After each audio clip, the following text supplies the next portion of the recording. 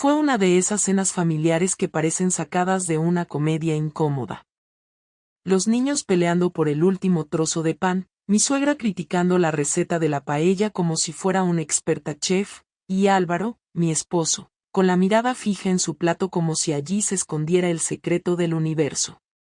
Yo, en cambio, intentaba mantener la sonrisa mientras servía el vino, aunque mi mente estaba a kilómetros de distancia, recordando la última vez que vi a Javier.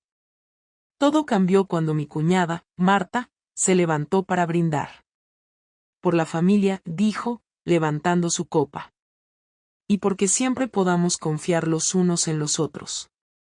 Las palabras me atravesaron como un dardo. Álvaro levantó su copa también, con una mirada que me hizo estremecer. Fue un segundo, apenas un parpadeo, pero en sus ojos noté algo que no había visto en años: sospecha. El resto de la cena pasó en un borrón de conversaciones forzadas y risas falsas. Pero cuando los platos estaban vacíos y las copas a medio llenar, Álvaro se levantó lentamente, tomó su copa y, mirando directamente hacia mí, dijo algo que me heló la sangre. ¿Por qué no les cuentas cómo pasaste el fin de semana, Laura? Me quedé inmóvil, con el tenedor suspendido a medio camino entre el plato y mi boca. Sentí la mirada de todos en la mesa clavada en mí. Marta arqueó una ceja, intrigada. Los niños se detuvieron, sorprendidos por el tono de su padre, y el silencio se hizo insoportablemente denso. ¿A qué te refieres, Álvaro? Intenté sonar casual, pero la voz me salió más temblorosa de lo que quería. Álvaro sonrió, una sonrisa que no le había visto nunca. Oh, ya sabes, tal vez a esa reunión de trabajo, a la que fuiste el sábado por la noche. Sentí cómo me sudaban las manos. Sabía exactamente a qué se refería.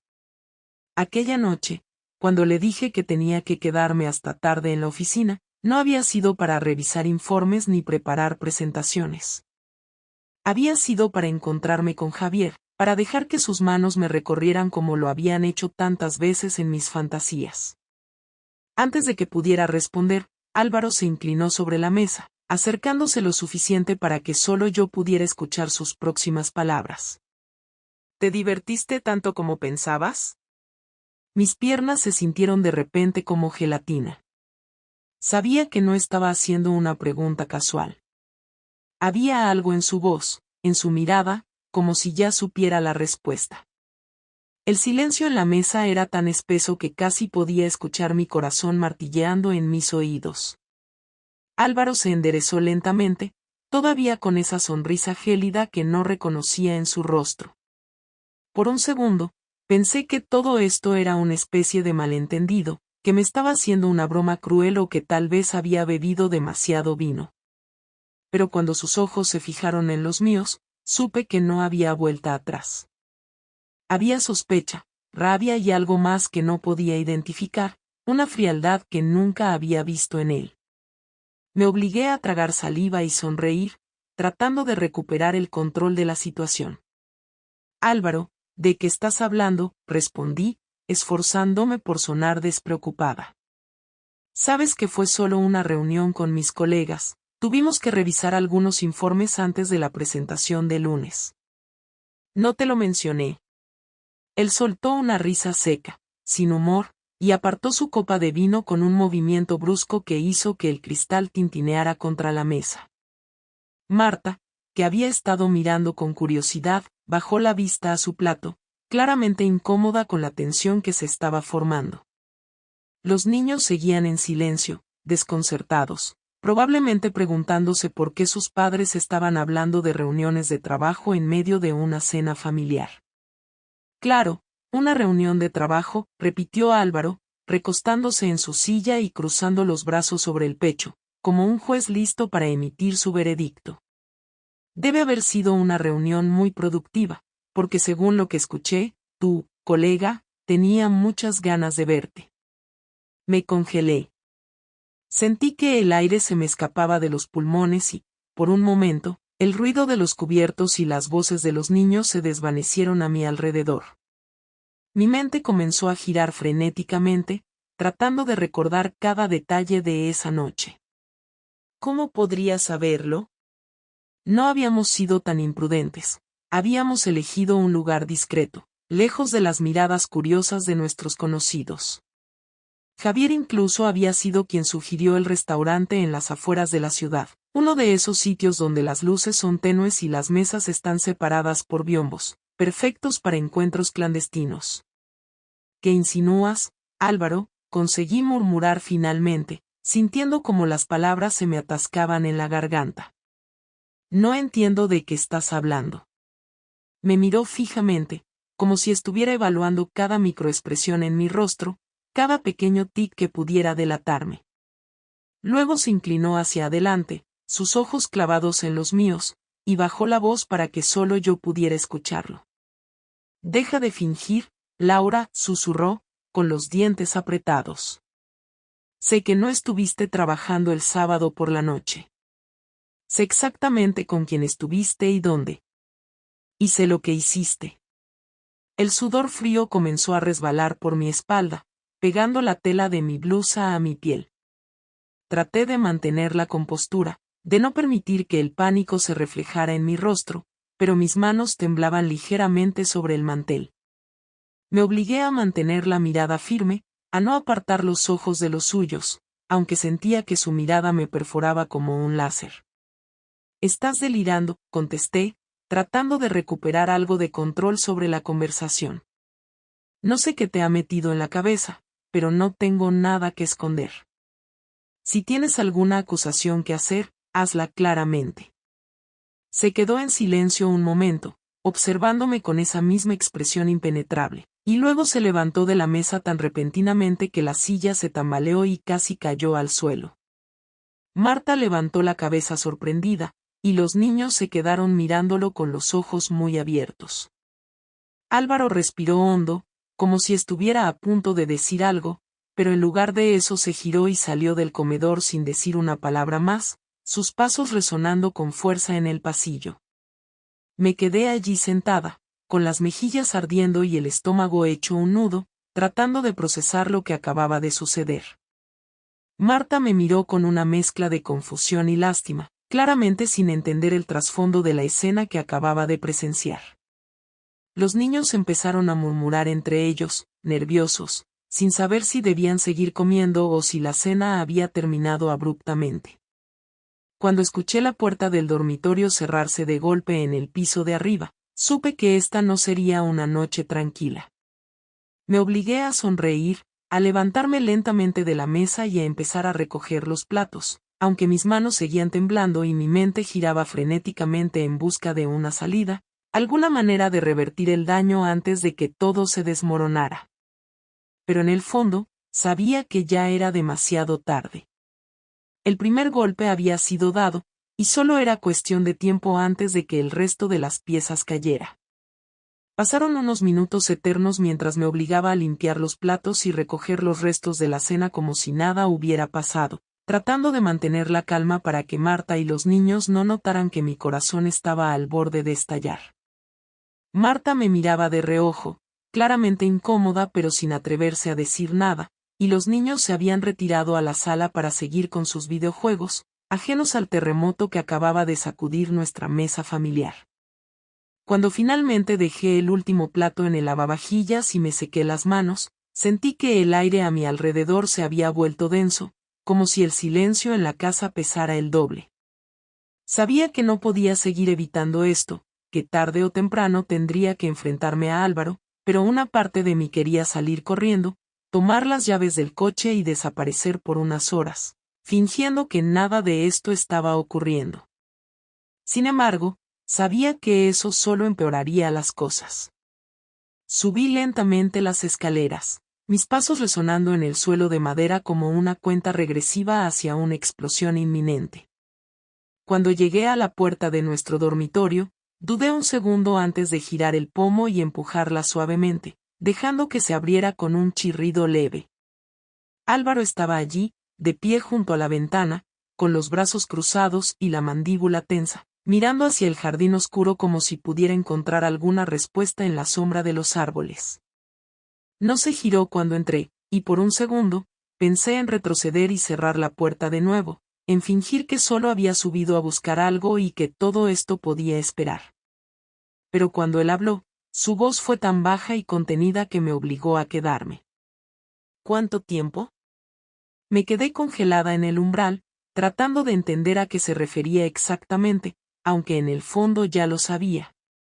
Mi mente comenzó a girar frenéticamente, tratando de calcular cuánto tiempo había pasado desde la primera vez que Javier y yo cruzamos esa línea, desde aquel primer beso robado en la oficina que había cambiado todo. Pero no sabía cómo responder, no sabía qué palabras usar para minimizar el daño o para hacer que esto pareciera menos terrible de lo que era. Álvaro, no sé de qué hablas, intenté decir, pero mi voz sonó débil, quebrada, y me odié a mí misma por no poder mantener una fachada más firme. Finalmente, se giró para mirarme, sus ojos oscuros llenos de una mezcla de ira y dolor que me hizo retroceder un paso. No me trates como a un imbécil, Laura, dijo, con los dientes apretados y las manos ahora firmemente apoyadas en el alféizar de la ventana. Sé lo que has estado haciendo, sé que me has estado mintiendo y quiero saber cuánto tiempo ha durado esto. ¿Meses? ¿Años? El miedo me atravesó como... Fue una de esas cenas familiares que parecen sacadas de una comedia incómoda.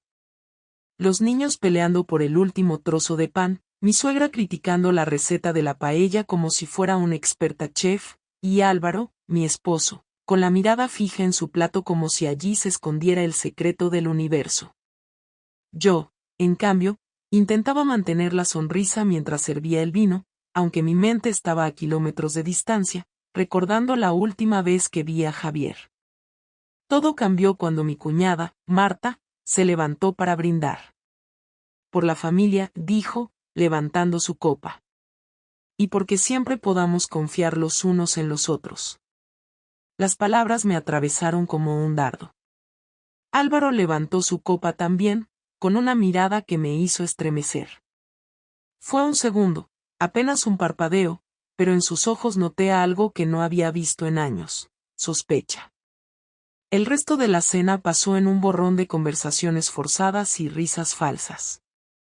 Pero cuando los platos estaban vacíos y las copas a medio llenar, Álvaro se levantó lentamente, tomó su copa y, mirando directamente hacia mí, dijo algo que me heló la sangre. ¿Por qué no les cuentas cómo pasaste el fin de semana, Laura? Me quedé inmóvil, con el tenedor suspendido a medio camino entre el plato y mi boca. Sentí la mirada de todos en la mesa clavada en mí. Marta arqueó una ceja, intrigada. Los niños se detuvieron, sorprendidos por el tono de su padre, y el silencio se hizo insoportablemente denso. ¿A qué te refieres, Álvaro? Intenté sonar casual, pero la voz me salió más temblorosa de lo que quería. Álvaro sonrió, una sonrisa que no le había visto nunca. Oh, ya sabes, tal vez a esa reunión de trabajo, a la que fuiste el sábado por la noche. Sentí cómo me sudaban las manos. Sabía exactamente a qué se refería. Aquella noche, cuando le dije que tenía que quedarme hasta tarde en la oficina, no había sido para revisar informes ni preparar presentaciones. Había sido para encontrarme con Javier, para dejar que sus manos me recorrieran como lo habían hecho tantas veces en mis fantasías. Antes de que pudiera responder, Álvaro se inclinó sobre la mesa, acercándose lo suficiente para que solo yo pudiera escuchar sus próximas palabras. ¿Te divertiste tanto como pensabas? Mis piernas se sintieron de repente como gelatina. Sabía que no estaba haciendo una pregunta casual. Había algo en su voz, en su mirada, como si ya supiera la respuesta. El silencio en la mesa era tan espeso que casi podía escuchar mi corazón martilleando en mis oídos. Álvaro se enderezó lentamente, todavía con esa sonrisa gélida que no reconocía en su rostro. Por un segundo, pensé que todo esto era una especie de malentendido, que me estaba haciendo una broma cruel o que tal vez había bebido demasiado vino. Pero cuando sus ojos se fijaron en los míos, supe que no había vuelta atrás. Había sospecha, rabia y algo más que no podía identificar, una frialdad que nunca había visto en él. Me obligué a tragar saliva y sonreír, tratando de recuperar el control de la situación. Álvaro, ¿de qué estás hablando?, respondí, esforzándome por sonar despreocupada. Sabes que fue solo una reunión con mis colegas, tuvimos que revisar algunos informes antes de la presentación de lunes. No te lo mencioné. Él soltó una risa seca, sin humor, y apartó su copa de vino con un movimiento brusco que hizo que el cristal tintineara contra la mesa. Marta, que había estado mirando con curiosidad, bajó la vista a su plato, claramente incómoda con la tensión que se estaba formando. Los niños seguían en silencio, desconcertados, probablemente preguntándose por qué sus padres estaban hablando de reuniones de trabajo en medio de una cena familiar. Claro, una reunión de trabajo, repitió Álvaro, recostándose en su silla y cruzando los brazos sobre el pecho, como un juez listo para emitir su veredicto. Debe haber sido una reunión muy productiva, porque según lo que escuché, tu colega tenía muchas ganas de verte. Me congelé. Sentí que el aire se me escapaba de los pulmones y, por un momento, el ruido de los cubiertos y las voces de los niños se desvanecieron a mi alrededor. Mi mente comenzó a girar frenéticamente, tratando de recordar cada detalle de esa noche. ¿Cómo podría saberlo? No habíamos sido tan imprudentes. Habíamos elegido un lugar discreto, lejos de las miradas curiosas de nuestros conocidos. Javier incluso había sido quien sugirió el restaurante en las afueras de la ciudad, uno de esos sitios donde las luces son tenues y las mesas están separadas por biombos, perfectos para encuentros clandestinos. ¿Qué insinúas, Álvaro?, conseguí murmurar finalmente, sintiendo como las palabras se me atascaban en la garganta.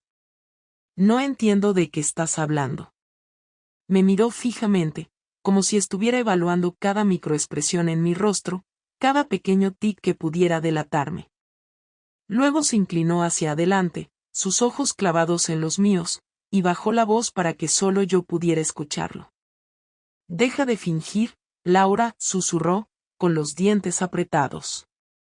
Sé que no estuviste trabajando el sábado por la noche. Sé exactamente con quién estuviste y dónde. Y sé lo que hiciste. El sudor frío comenzó a resbalar por mi espalda, pegando la tela de mi blusa a mi piel. Traté de mantener la compostura, de no permitir que el pánico se reflejara en mi rostro, pero mis manos temblaban ligeramente sobre el mantel. Me obligué a mantener la mirada firme, a no apartar los ojos de los suyos, aunque sentía que su mirada me perforaba como un láser. Estás delirando, contesté, tratando de recuperar algo de control sobre la conversación. No sé qué te ha metido en la cabeza, pero no tengo nada que esconder. Si tienes alguna acusación que hacer, hazla claramente. Se quedó en silencio un momento, observándome con esa misma expresión impenetrable, y luego se levantó de la mesa tan repentinamente que la silla se tambaleó y casi cayó al suelo. Marta levantó la cabeza sorprendida, y los niños se quedaron mirándolo con los ojos muy abiertos. Álvaro respiró hondo, como si estuviera a punto de decir algo, pero en lugar de eso se giró y salió del comedor sin decir una palabra más, sus pasos resonando con fuerza en el pasillo. Me quedé allí sentada, con las mejillas ardiendo y el estómago hecho un nudo, tratando de procesar lo que acababa de suceder. Marta me miró con una mezcla de confusión y lástima, claramente sin entender el trasfondo de la escena que acababa de presenciar. Los niños empezaron a murmurar entre ellos, nerviosos, sin saber si debían seguir comiendo o si la cena había terminado abruptamente. Cuando escuché la puerta del dormitorio cerrarse de golpe en el piso de arriba, supe que esta no sería una noche tranquila. Me obligué a sonreír, a levantarme lentamente de la mesa y a empezar a recoger los platos, aunque mis manos seguían temblando y mi mente giraba frenéticamente en busca de una salida, alguna manera de revertir el daño antes de que todo se desmoronara. Pero en el fondo, sabía que ya era demasiado tarde. El primer golpe había sido dado, y solo era cuestión de tiempo antes de que el resto de las piezas cayera. Pasaron unos minutos eternos mientras me obligaba a limpiar los platos y recoger los restos de la cena como si nada hubiera pasado, tratando de mantener la calma para que Marta y los niños no notaran que mi corazón estaba al borde de estallar. Marta me miraba de reojo, claramente incómoda pero sin atreverse a decir nada, y los niños se habían retirado a la sala para seguir con sus videojuegos, ajenos al terremoto que acababa de sacudir nuestra mesa familiar. Cuando finalmente dejé el último plato en el lavavajillas y me sequé las manos, sentí que el aire a mi alrededor se había vuelto denso, como si el silencio en la casa pesara el doble. Sabía que no podía seguir evitando esto, que tarde o temprano tendría que enfrentarme a Álvaro, pero una parte de mí quería salir corriendo, tomar las llaves del coche y desaparecer por unas horas, fingiendo que nada de esto estaba ocurriendo. Sin embargo, sabía que eso solo empeoraría las cosas. Subí lentamente las escaleras, mis pasos resonando en el suelo de madera como una cuenta regresiva hacia una explosión inminente. Cuando llegué a la puerta de nuestro dormitorio, dudé un segundo antes de girar el pomo y empujarla suavemente, dejando que se abriera con un chirrido leve. Álvaro estaba allí, de pie junto a la ventana, con los brazos cruzados y la mandíbula tensa, mirando hacia el jardín oscuro como si pudiera encontrar alguna respuesta en la sombra de los árboles. No se giró cuando entré, y por un segundo, pensé en retroceder y cerrar la puerta de nuevo, en fingir que solo había subido a buscar algo y que todo esto podía esperar. Pero cuando él habló, su voz fue tan baja y contenida que me obligó a quedarme. ¿Cuánto tiempo? Me quedé congelada en el umbral, tratando de entender a qué se refería exactamente, aunque en el fondo ya lo sabía. Mi mente comenzó a girar frenéticamente, tratando de calcular cuánto tiempo había pasado desde la primera vez que Javier y yo cruzamos esa línea, desde aquel primer beso robado en la oficina que había cambiado todo. Pero no sabía cómo responder, no sabía qué palabras usar para minimizar el daño o para hacer que esto pareciera menos terrible de lo que era. Álvaro, no sé de qué hablas, intenté decir, pero mi voz sonó débil, quebrada, y me odié a mí misma por no poder mantener una fachada más firme. Finalmente, se giró para mirarme, sus ojos oscuros llenos de una mezcla de ira y dolor que me hizo retroceder un paso. No me trates como a un imbécil, Laura, dijo, con los dientes apretados y las manos ahora firmemente apoyadas en el alféizar de la ventana. Sé lo que has estado haciendo, sé que me has estado mintiendo y quiero saber cuánto tiempo ha durado esto. ¿Meses? ¿Años?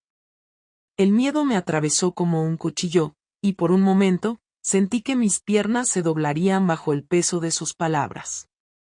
Pero me obligué a mantenerme firme, a no dejar que viera cuánto me había afectado su descubrimiento. No tienes ni idea de lo que estás diciendo, murmuré, tratando de sonar indignada, aunque mi voz seguía temblando. Estás viendo fantasmas donde no los hay. Se rió, pero no fue una risa genuina, sino un sonido amargo y sarcástico que me hizo estremecer. Fantasmas, repitió, dando un paso hacia mí y señalando con el dedo como si estuviera señalando a un criminal en un juicio. ¿Es eso lo que crees que son tus salidas nocturnas, tus mensajes a escondidas, tus mentiras sobre reuniones de trabajo? ¿Fantasmas? Sentí como la rabia comenzaba a burbujear en mi pecho, mezclándose con el miedo y el remordimiento que ya me quemaban por dentro. No iba a dejar que me acorralara sin luchar, no iba a permitir que me juzgara sin conocer toda la historia. ¿Y qué pasa contigo, Álvaro?, respondí, elevando un poco la voz, sorprendida por mi propio valor. ¿Cuántas veces has llegado tarde del trabajo sin explicaciones? ¿Cuántas noches has preferido quedarte en la oficina en lugar de estar con tu familia? ¿Cuántas veces me has hecho sentir como si fuera un mueble más en esta casa? Por un momento, pareció sorprendido por mi respuesta, como si no esperara que yo también tuviera quejas, como si fuera imposible que yo pudiera estar tan herida como él. Pero su sorpresa duró solo un segundo antes de que sus ojos se endurecieran de nuevo y su mandíbula se tensara aún más. Esto no es sobre mí, dijo finalmente, con una voz tan fría que me hizo estremecer. No intentes cambiar el tema, Laura. Esto es sobre ti, sobre lo que has hecho, sobre cómo has traicionado a tu familia. El peso de sus palabras me golpeó como un martillo, y por un momento, sentí que el suelo se abría bajo mis pies, que toda la estructura de mi vida se desmoronaba en un ruido ensordecedor de recriminaciones y mentiras. No sabía qué decir, no sabía cómo defenderme sin confesar todo, sin destruir completamente lo que quedaba de nuestro matrimonio. Pero una cosa era segura, esta no sería una conversación rápida, y el daño ya estaba hecho, aunque ninguno de los dos lo admitiera en voz alta todavía.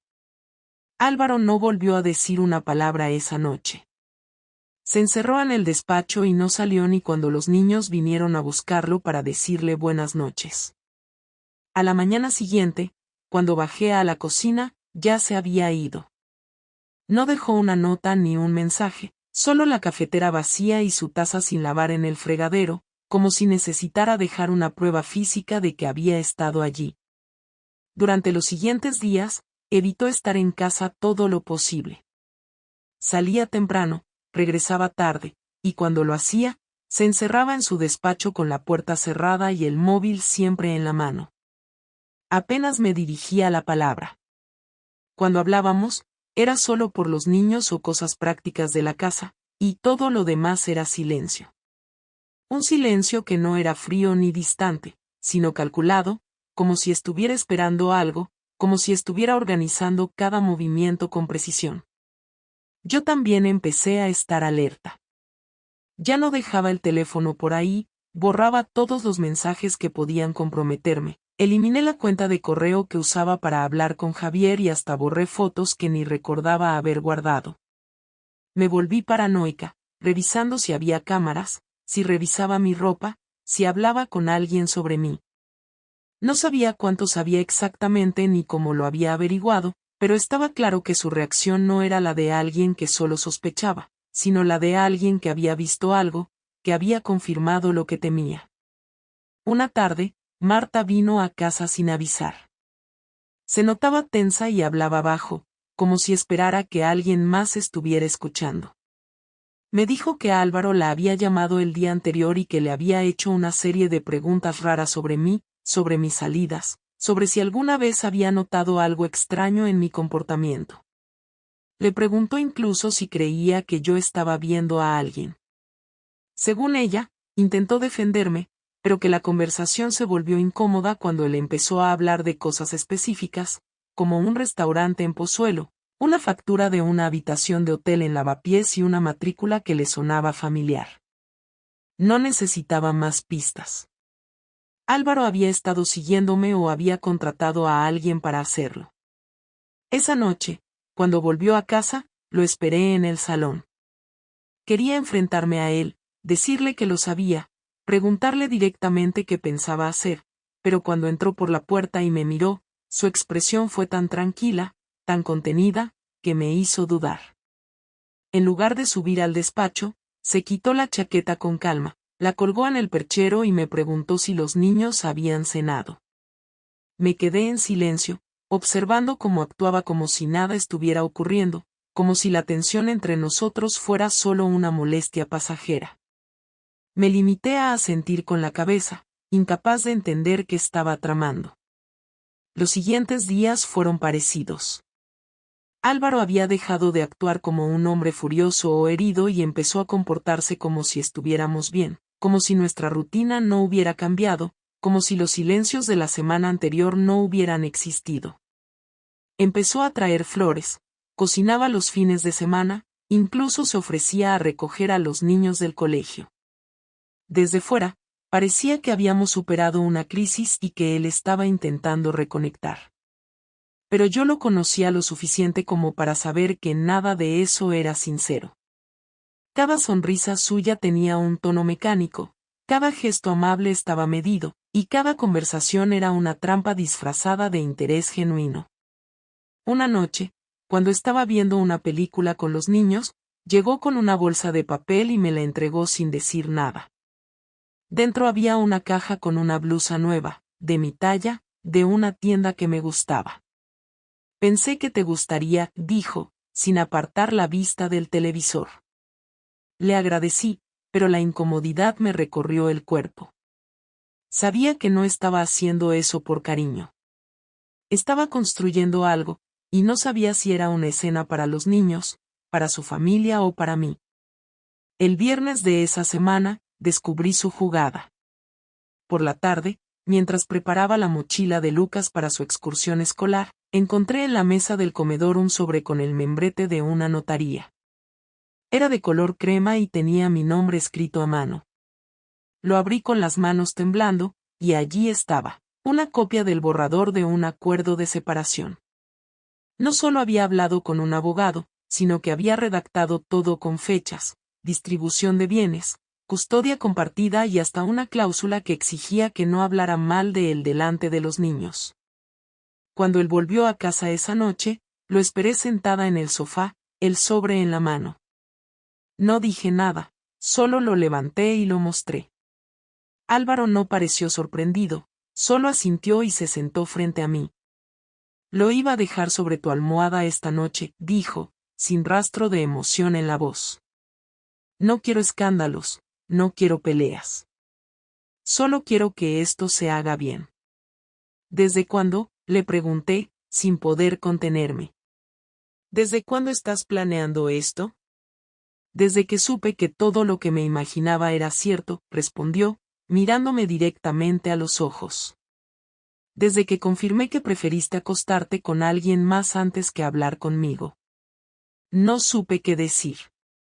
Tenía muchas respuestas preparadas, muchas excusas, muchas explicaciones que en mi cabeza sonaban bien, pero ninguna salía de mi boca.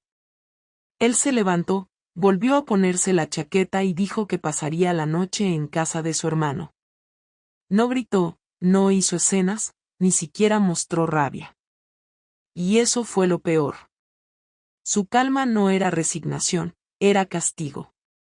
Pasaron 3 días sin que Álvaro volviera a casa. No llamó, no escribió, no respondió mis mensajes. Solo vi una transferencia automática en la cuenta común para cubrir los gastos de la casa y una notificación del colegio de Sofía donde decía que su padre había confirmado su asistencia a la reunión de padres. La frialdad de esos gestos era más hiriente que cualquier insulto que pudiera haberme lanzado.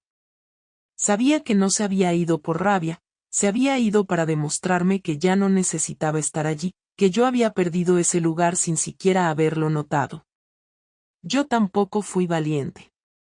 No lo busqué, no lo llamé otra vez, no fui a casa de su hermano, aunque sabía perfectamente dónde estaba. Me limité a esperar, no porque creyera que se calmaría o que todo volvería a la normalidad, sino porque no sabía qué hacer con un matrimonio que ya estaba destruido aunque los papeles aún no estuvieran firmados. El lunes por la tarde, después de dejar a los niños en la clase de música, volví a casa y lo encontré sentado en la cocina. No llevaba maletas,